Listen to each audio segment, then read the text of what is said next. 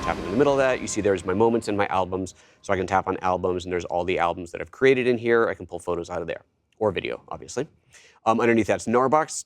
It's not connected right now, but if it was connected, that would show me the Narbox content. Imported, so if I had imported something earlier using that import dealio down at the bottom, I would be seeing that in here. Let's see here, back. Royalty-free music. So this is music that's actually included with LumaFusion. So it's not a huge amount, but you get a little bit of music in there. So if you want to try something out, let me make sure my audio is on for the iPad. So there's a few tracks in here. I can tap on one of these, motivational guitar. It loads up, and so there you go. So you've got royalty-free music already included, which is really cool. That's nice. You know, it's not a huge amount of stuff, but you need something to get your project started. Away you go.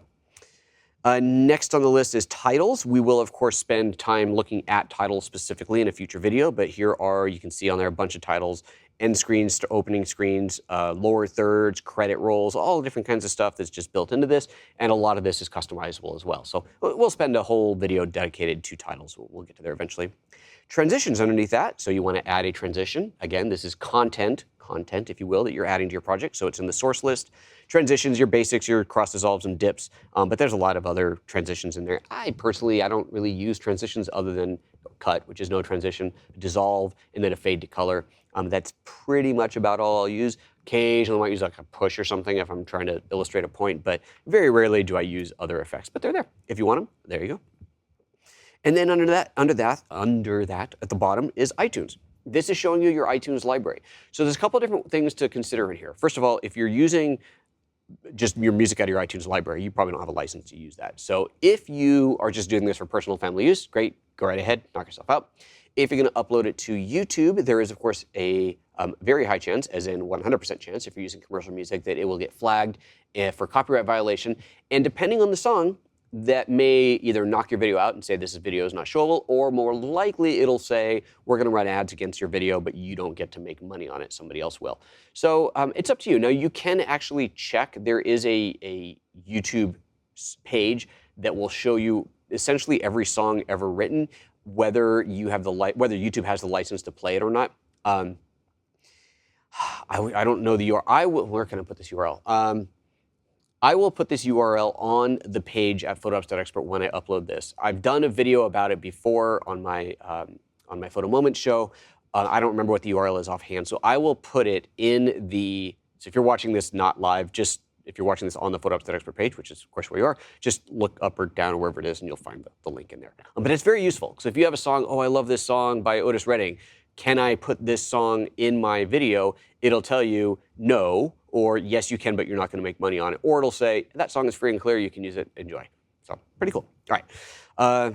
Anyway, so that's pulling music out of your iTunes library. The other thing, though, if we look at my playlists, you'll see that I keep all of my licensed music on there. So I have licensed music shorts, and licensed sound effects.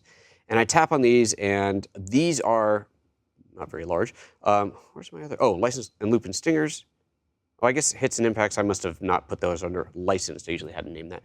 But this will show everything that is downloaded to your iPad.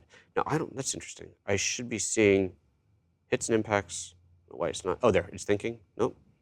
Maybe I haven't launched iTunes on here in a while. What I'll do is generally make sure while I'm on Wi-Fi that all of my licensed music tracks are downloaded to the iPad so that I can access them at any time from this app or anywhere else where I might want to access those. I'm not quite sure why that one folder is coming up empty, but if I tap on one of these should already be downloaded. Probably recognize that. I've used that before in videos. And then I know that I have a place for them where they're not only available to me on this device, but they're available on all of my devices. So I'm usually editing in Final Cut Pro on the desktop. I will, whenever I want to get to music, that's what I do with it. Whenever I download music from a licensed, royalty-free, or a licensed source, I copy it into iTunes. I make sure that it gets pushed to the cloud so that it is then available on all of my devices via iTunes in these folders named licensed music, licensed stingers, whatever it is. So that's how I do that. Anyway, so that's that. Okay, so that is, I think that was the bottom of the list. That is the bottom of the list. So that is all the sources. All right, now let's, let me open up a project because that'll give us some more options here. So just open one of these up. Double tap on the project list on the bottom, or the project. You've just watched a 5-minute sample of a live training video. To see the rest of it, head to photoapps.expert/live where you can purchase and download it, or sign up as a member. Members can stream any live training video as often as they like and have access to video tips and other exclusive member bonuses. To learn more about membership, head to photoapps.expert/member.